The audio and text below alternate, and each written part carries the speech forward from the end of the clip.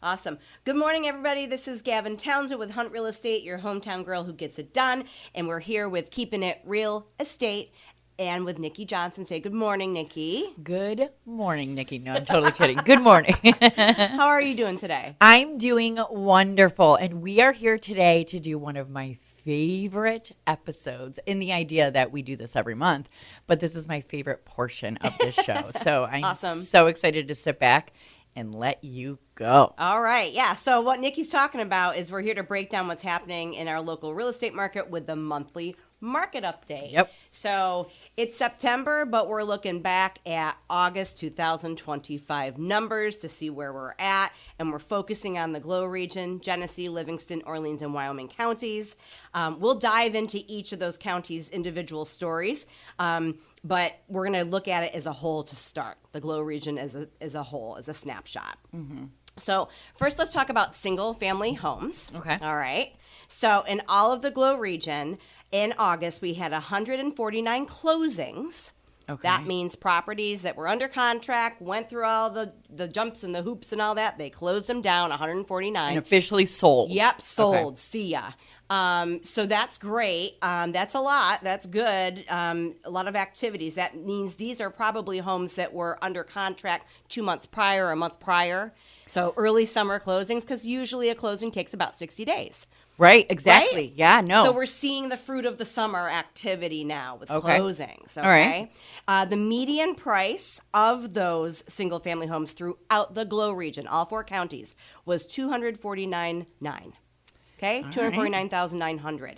Median price. We've certainly had homes that were higher and we had homes that were lower. The average day on the market was 29 days. Oh. Okay, so that's still pretty aggressive, guys. It is, but I noticed that's going up a little bit. Yep, a little bit. Yep, okay. Just as we kind of getting in, it could be whatever reason. Did they delay negotiations, have offers due? Was there a follow-up with lenders? Did they have septic inspections? All those things add into your days on the market and getting them under contract. So 29 days in the market, it's still pretty aggressive. It's a month. And you're right. You are right. I mean, it's crazy. When people are like, it's been on the market forever. How many days? 2 weeks. Okay, really? Come on. So we had about 393 listings in general throughout the Glow region in August as a snapshot. And those could be brand new listings or actively on the market. They hadn't gone under contract yet. So that's a nice, healthy inventory. It's getting better. In terms of financing, I know we always like to talk about financing. Most of those closings that we saw in August of 2005 throughout the Glow region were conventional mortgages, 88 of them. Wow, that's a big difference from the cash that we were seeing. Guess what's next? Cash.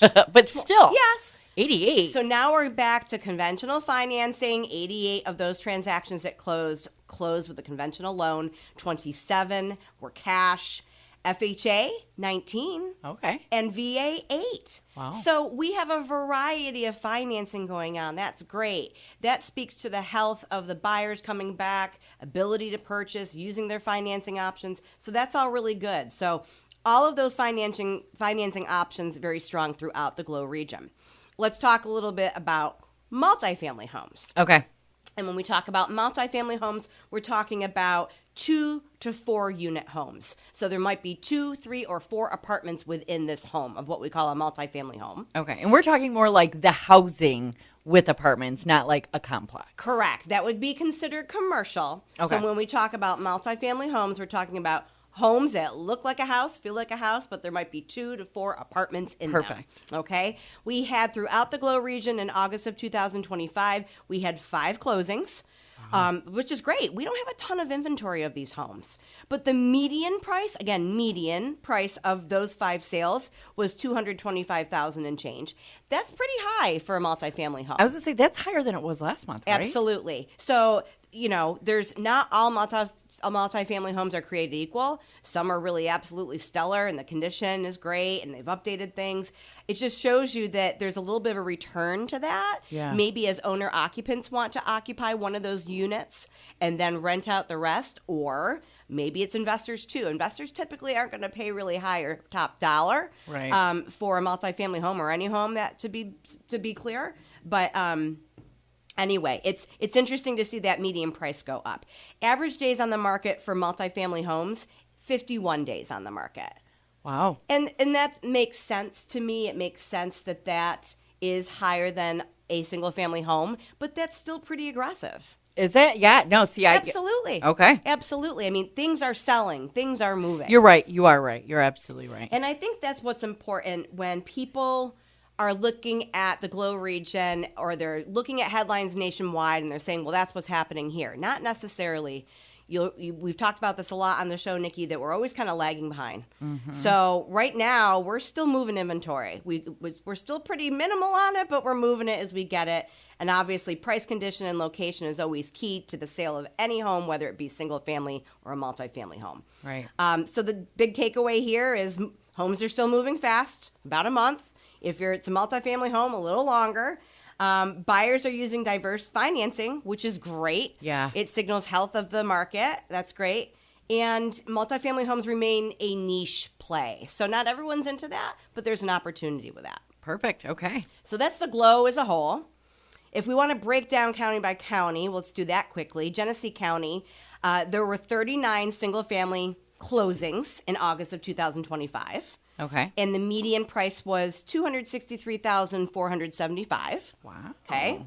27 days on the market. Wow. Okay. And there were 107 listings. So that's a lot. Genesee County picking up steam in August. That's great. Financing was strong, conventional base. Again, so more conventional loans than anything else in Genesee County. Followed by cash, okay, so that's on trend with the rest of the Glow region. But then we also saw FHA and VA present as well. So that's great. That signals a lot of health, and Genesee County is kind of the leader with that averaging of what we already discussed with the Glow region. Perfect. Okay. Okay. In terms of multifamily homes, everything I just talked about was single family. Multifamily homes, we had 3 closings. The median on the multifamily homes was $248,750. Again, higher. Wow. Typically, yeah. So again, we'd have to drill down and see which specific properties, really what was that, what was the location, what was the condition. But those are pretty high for multifamily homes. 42 days on the market in Genesee County for multifamily homes. So that's a little less than what we saw region-wide. So it says to me it's a niche, but people are considering multifamily homes. Yeah. And all of those sales culminated as conventional loans. So any multifamily home that was sold in Genesee County in August of 2025, according to our data, was a conventional loan. Okay. Good to know. That's interesting. Yeah. So solid pricing strength throughout Genesee County, and it continues to show stability and demand. Perfect. I That's love great. this. So that's our takeaway with Genesee County. Let's move on to Livingston County. In August of 2025, there were 48 single-family closings. Wow. So 48 single-family homes closed. The median was $155,410, and that's a big difference from last month. I think we were in the mid-200s last month, and it was Livingston was actually our leader in terms of average sales price. It came down a little bit. So that just speaks to the inventory that was available or what was out there. Okay, so it's going up, which yes, is good, right? Yeah, okay. So average of 26 days on the market, things were still selling very quickly. There were 113 listings. So a little bit dip in the median price there in Livingston County, but no worries. It's just that inventory that was there, it wasn't the higher end homes, they're still selling. Mm-hmm. So it's nice to see the affordability aspect of that. Financing in Livingston County, heavy on the conventional loan, of course, but VA, FHA, and USDA made an appearance. Those were all strong financing options. So a wide variety of strong financing options of all those loan products in Livingston County. Yeah. That's great. Big So time. that signals to me a lot of first-time home buyers. That signals to me the ability for veterans to use their VA loan. USDA, we're in an agricultural area for the most part. And folks are using those loan products. So that's great. Okay. It's a really good thing. Yeah. So that was all single family. If we talk about multifamilies in Livingston County in August of 2025, there were 2 closings. And the median price on those multifamily homes was $180,000. That's usually what you see. Is it? Yeah, that's where I'm seeing things, It really depends on the price, on the condition and location for sure. Right. But that's where you're seeing multifamily homes, depending on the number of units and the condition, under $200,000. Wow. Okay. 65 days in the market. So they're not the ones that fly off the shelf necessarily very quickly, but they are moving. Mm-hmm. They are moving. So my commentary on Livingston County is that In August, it happened to be the most affordable county in the region. It isn't always, but buyers are leveraging a wide variety of their financing options. That's huge. That's a big shift. That's a big change. Yeah. And that's a positive one. For sure. So Yeah, really I like good. it. So Orleans County, in August of 2025, we had 27 single-family closings, so 27 single-family homes closed in Orleans County. The median price was $220,000, okay? Average of 32 days on the market. Okay. And 83 listings. So it's kind of playing catch-up time in Orleans County, which is great.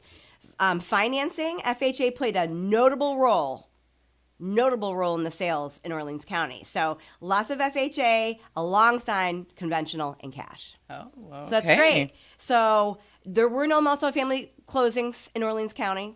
Nothing's closed with a multifamily. And there might be homes under contract in Orleans County in August of 2025, but there were no closings. Okay. But my commentary overall with Orleans County is that it's become more of a balanced, steady market. And FHA activity shows that there's first-time buyers out there and that they're active and they're showing some success, which is great. Yeah, I was just going to say, I'm loving that. Okay. So good for you, Orleans County. Last but not least, Wyoming County. In August of 2025, we had 35 single-family closings. Wow. Okay. The median, $320,000. This is a big shift from where we were throughout the summer with Wyoming County. I feel like Livingston and Wyoming County kind of shifted a little bit just based on their inventory and when they listed those valued homes or whatever. But a little bit of a shift notably throughout the summer of where this has gone. But Wyoming County had an average of 31 days on the market, and there were 90 active listings in August of 2025. So Wyoming County kind of was puttering around all summer, and now all of a sudden they've had a big jump. Yeah, they had the lowest before. At one point, now we've got some higher-end homes coming on, which is great. Good for Wyoming. So more variety there, too.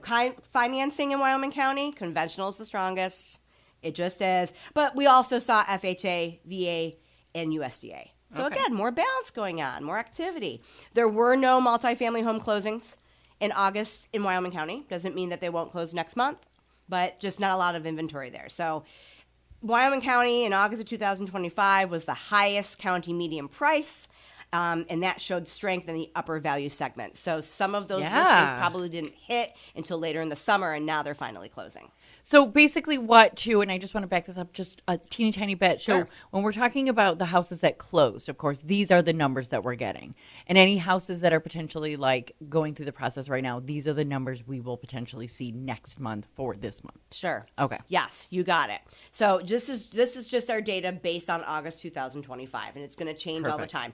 And sometimes, I break it down a little bit different every episode, and when we do our monthly market update, maybe next time I'll say, this is where we were last month, this is where we are this month, or year over year is usually a more telling, measure of where we were the same time last year. To hear like 2 years ago or 3 years ago. We can do a 3-year persisting trend. Yeah, I would be just one time. I would be very interested to know. To see where we're at. I think that's a good idea. So perhaps next monthly market update, we look at that. We can break down the region, but we can also talk about 3-year trends. I would be very curious That'd to hear that. That'd be very cool. Mm-hmm. Yeah, so, basically my major takeaway with the Glow region for our monthly market update based on August 2025 is that there was pricing spread.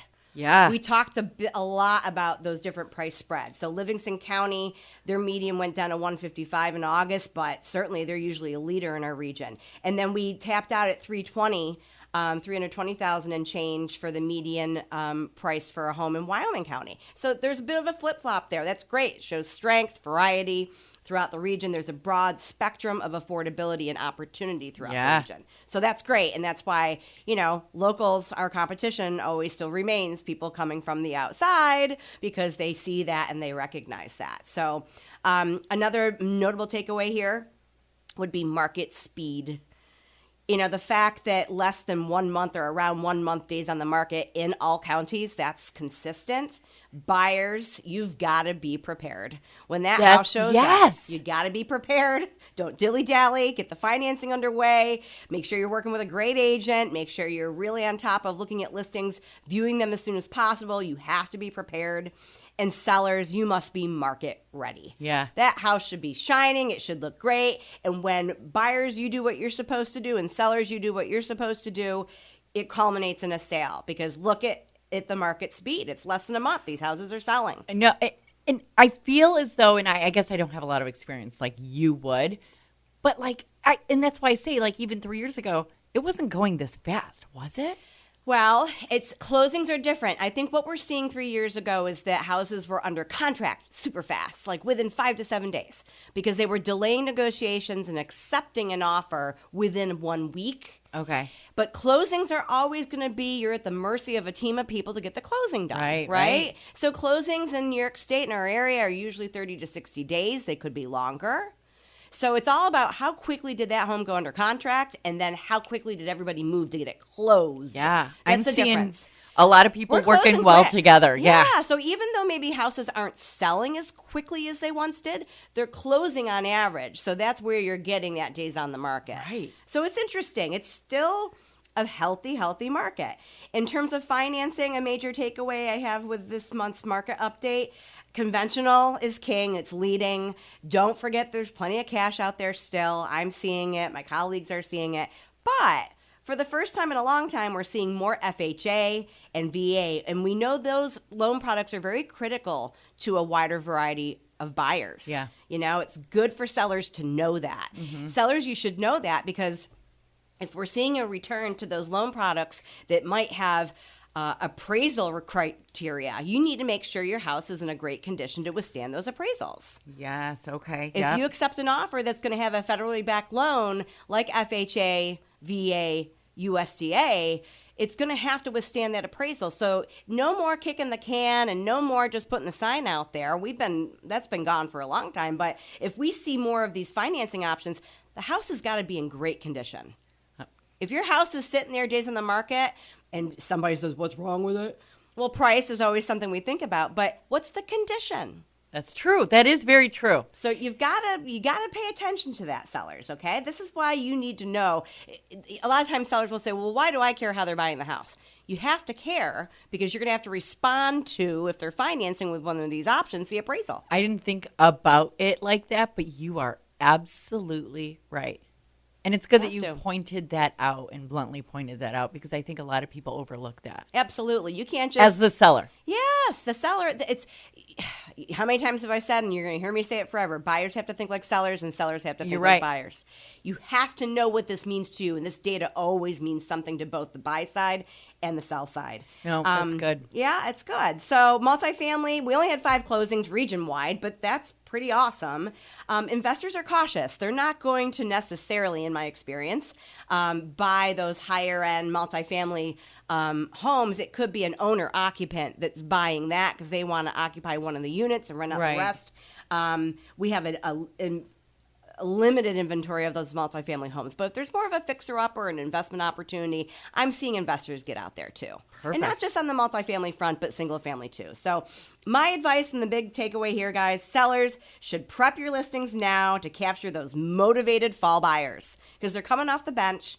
Interest rates are fluctuating. We're going to talk about that soon. Okay. And there's more loan products out there that signals healthy buyer demand, and you better be ready, sellers. Buyers, you need your pre-approvals ready if you're financing. You need clear financing strategies, and you need to be working with a great agent who's going to get it done for you. I mean, I know maybe one you might want to go ahead and give a call, and please, just in case, give us that contact information. That's right. Sellers and buyers, if you'd like to schedule a complimentary consultation with me, call me at 585-344-1321. I'd be happy to break down this market data further for what it means to you and your real estate goals. Absolutely. Well, thank you. Absolutely. Thanks, everybody. It's been great. We're always here keeping it real estate on WBTA. Absolutely. We'll be back, of course, next week, but of course next month with our next market update.